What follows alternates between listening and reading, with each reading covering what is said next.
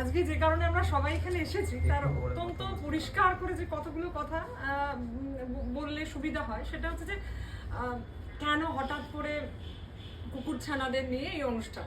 আমাদের অনুষ্ঠানের নাম কুকুরছানা এবং আজকের দিনে দাঁড়িয়ে যদি সার্ভে করেন বা যে সমীক্ষা উঠে আসে তাতে কলকাতায় শুধু কুকুরছানার সংখ্যা মানে পথ কুকুরের সংখ্যা 84,000, 84,000 সংখ্যা এখানে ম্যাটার করে। এবং পরবর্তীকালে দেখেছি শুধু কলকাতার রাস্তার কুকুরছানা না, যারা বাড়িতে পোষ্য পেট ডগ সেই সংখ্যাও কিন্তু অনেকটা বেড়েছে। আর করোনার লকডাউনের পর অর্থাৎ 2020-21 তারপর তো সংখ্যাটা অনেকটা বেড়েছে, মানে কয়েক গুণ। সুতরাং আজকের দিনে তাকে শুধু কলকাতা শহরে পথ কুকুরছানা, রাস্তার কুকুর এবং পোষ্য অর্থাৎ যারা বাড়িতে যে কুকুরেরা রয়েছে তাদের সংখ্যাটা বেশ অনেক। এবং এই সংখ্যার আধিক্যে সমস্যাও তার হাত ধরেই এসেছে খুব স্বাভাবিকভাবে। তবে সেটাই একমাত্র কারণ নয়। সংখ্যার সঙ্গে সমস্যা এটা নিশ্চয়ই অ্যালার্মিং, কিন্তু সমস্যাটা আরও জোরদার হয়েছে গত কয়েক মাসের ঘটনা। ইতিমধ্যে আপনারা জানেন যে সুপ্রিম কোর্ট একটি রায় ভার্ডিক্ট দিয়েছে এবং সেক্ষেত্রে রায়ের পক্ষে বিপক্ষে অনেকে মতামত রেখেছেন।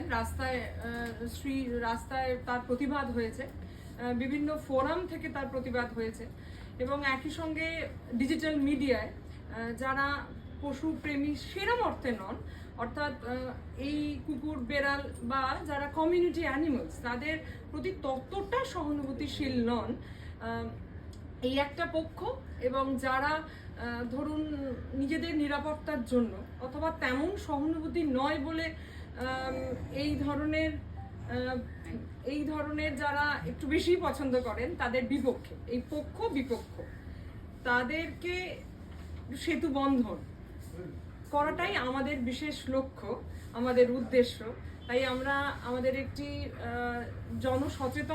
সচেতনামূলক মানে অ্যাওয়ারনেস প্রোগ্রাম বলতে পারেন, এটি প্রোগ্রাম নিয়ে এসেছি যার নাম কলকাতার কুকুরছানা। অর্থাৎ এক্ষেত্রে কলকাতার রাস্তার কুকুরছানা অর্থাৎ স্ট্রিট ডগস এবং একই সঙ্গে পেট বাড়িতে যারা পোষ্য, যারা বাড়িতে থাকে এবং ধীরে ধীরে তাদের একজন মেম্বার হয়ে ওঠে, পোষ্য এবং পথ কুকুর অর্থাৎ যারা সহানুভূতিশীল এই পক্ষ এবং যারা খানিকটা এই ধরনের মানুষদের এবং কুকুরদের সমস্যায় বিরক্ত সেই বিপক্ষ, এদের মধ্যে একটা সেতু বন্ধন। অর্থাৎ কি, কিন্তু দিনের শেষে আমার একটি পরিচয় আছে, আমি জনপ্রতিনিধি, সুতরাং একটি বিশেষ জায়গা থেকে আমি প্রতিনিধিত্ব করি এবং এই ধরনের সমস্যা আমাকে ফেস করতে হয়। এরকম প্রচুর হাউজিং আছে যার ক্যাম্পাস এরিয়াই অনেকটা বড়, সেখানে এরকম প্রচুর মানুষ আছেন যারা পশু প্রেমী, তারা হয়তো ক্যাম্পাসের ভিতর কুকুরদের খাওয়াচ্ছেন, বেড়ালদের খাওয়াচ্ছেন এবং তার ফলস্বরূপ হচ্ছে কি হয়তো সেই ক্যাম্পাসের ভিতরেই কুকুরগুলো বড় হচ্ছে, থাকছে এবং হয়তো পটিও করছে, কারো শরীর খারাপ হলে বমিও করছে, নোংরাও হচ্ছে। এটাও ঘটনা, এটাকে একেবারেই আমি উড়িয়ে দিতে পারি না, এটা একটা সমস্যা।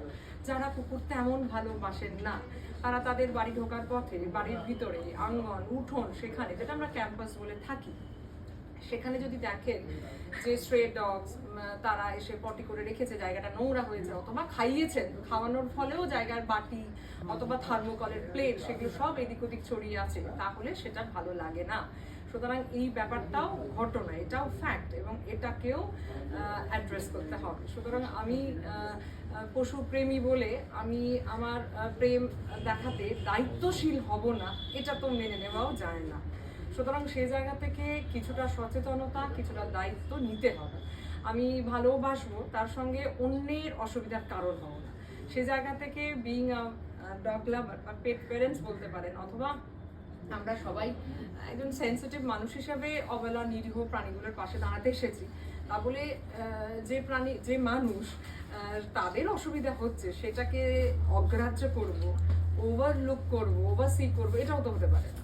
সুতরাং আমি কিন্তু এটা একেবারে অন্ধভাবে সাপোর্ট করতে পারি না। সুতরাং আপনি ভালোবাসলে আপনাকেও একটা দায়িত্ব নিতে হবে, অর্থাৎ একটা কোনো বিশেষ জায়গা, একটা বিশেষ সময় এবং জায়গাটা পরিষ্কার করা। শুধু তাই না, তাদেরও ওষুধপত্র দেওয়া, বিশেষ করে টিকা এবং এই যে নির্বীজকরণ যেটা বলছে বন্ধকরণ, যাতে করে এদের বংশবৃদ্ধি না হয়, সেটার দায়িত্বটাও খানিকটা নিতে হবে। প্রেম শুধু ভালোবেসে হয় না, দায়িত্বটা কিছুটা বর্তায় বেশি। সেই দায়িত্বটা না নিলে কো এক্সিস্টেন্সের কোনো মানেই হয় না। তাই পশু প্রেমিক হয়ে শুধুমাত্র একেবারে এক পেশে এটা সিদ্ধান্ত নেওয়া আমার পক্ষে অন্তত সম্ভব হবে না।